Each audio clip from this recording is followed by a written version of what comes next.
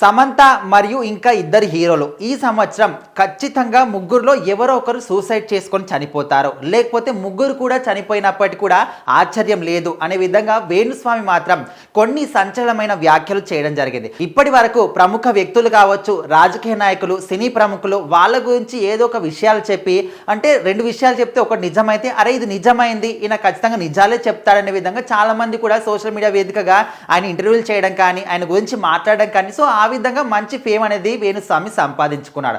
అయితే ఎప్పుడు కూడా ఏదో ఒక రకంగా వివాదాలు సృష్టించడం కానీ, సంచలన వ్యాఖ్యలు చేయడం కానీ ఆయనకు అలవాటు అయిపోయింది. అంటే ఆయన చెప్పిన నిజంగా అవుతున్నాయంటే కావు, ఒక 10 విషయాలు చెప్తే అందులో ఏదో ఒక విషయం కరెక్ట్ అయితే అలా నిజంగానే అయ్యిందనే విధంగా చాలా మంది కూడా అనుకున్నారు. అప్పట్లో నాగచైతన్య సమంత గురించి చెప్పిన వ్యక్తి అంటే ఆ విషయం ఒకటి కరెక్ట్ అయిన తర్వాత ఇంకా ఏది కూడా కరెక్ట్ కాలేదు. అండ్ రీసెంట్గానే నాగచైతన్య రెండో పెళ్లి చేసుకున్నప్పుడు ఎంగేజ్మెంట్ అయిన నెక్స్ట్ డేనే ఆయన ఖచ్చితంగా ఇంకా వేరే అమ్మాయి ద్వారా మళ్ళీ కూడా విడిపోతారనే విధంగా మళ్ళీ కామెంట్ చేశారు. చాలామంది సినీ రంగానికి సంబంధించిన వాళ్ళు కావచ్చు, మహిళా సంఘాలు అందరూ కూడా ఆయన మీద కేసు నమోదు చేయడం, ఆ కేసు విచారణకు వెళ్ళడం ఇదంతా కూడా జరిగిపోయింది. తర్వాత ఏం చెప్పాడు, ఇక మీదట నేను ఎవరి గురించి కూడా మాట్లాడను, ఏ ఒక్క సెలబ్రిటీ గురించి కూడా నేను మాట్లాడనే విధంగా ఆయన మాట ఇచ్చినప్పటికీ ఇప్పుడు మరొకసారి కూడా వేలు పెట్టడం జరిగింది.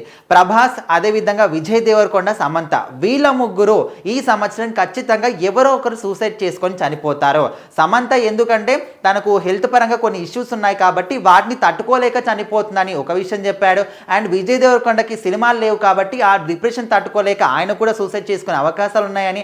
అండ్ ముఖ్యంగా చూసుకుంటే ప్రభాస్, ఆయన మాత్రం రీసెంట్గా గాయాలయ్యాయని హాస్పిటల్లో ట్రీట్మెంట్ పొందుతున్నాడని కూడా కొంత న్యూస్ వచ్చింది కాబట్టి వాటిని తట్టుకోలేక ఆయన కూడా సూసైడ్ ఇట్లా రకరకాలుగా మాట్లాడుతున్నారు. సో ఇది విన్న తర్వాత అసలు ఆయనకు సెన్స్ ఉందా, ఏం మాట్లాడుతున్నాడు ఆయన కూడా అర్థమవుతుందా లేదని చాలామంది కూడా అభిప్రాయపడుతున్నారు. ఎందుకంటే ఒక్కసారి కావచ్చు ఓన్లీ సినిమా సెలబ్రిటీల మీద గురించి ఎందుకు మాట్లాడతారో, మన సమాజంలో సొసైటీలో ఎన్నో విషయాలు జరుగుతున్నాయి. ఒకరోజు ఎన్నో రేపులు కానీ, అత్యాచారాలు కానీ, ఎన్నో విషయాలు చాలామంది చనిపోతున్నారు. సో అలాంటి వాటికి పలానా రోజు పలానా డేట్ రోజు అక్కడ వాళ్ళ గ్రామంలో ఇది జరుగుతుంది, మీరు అలర్ట్గా ఉండండి వాళ్ళకి చెప్పొచ్చు కదా. సో ఇలాంటివి కాకుండా ఎవరి గురించి మాట్లాడితే ఫేమ్ అవుతాము, వాళ్ళ గురించి అయినా అంటే టార్గెట్ పెట్టుకొని మరి సినిమా రంగంలో ఉన్న వాళ్ళ పేర్లు తీసుకొని ఈ విధంగా మాట్లాడుతున్నారు. సో ఇప్పుడు కూడా చాలామంది ఫైర్ అవుతున్నారు, మరి మళ్ళీ కూడా కేసు పెడతారంటున్నారు. చూద్దాం మరి ఏం జరుగుతుంది ఏంటి అని.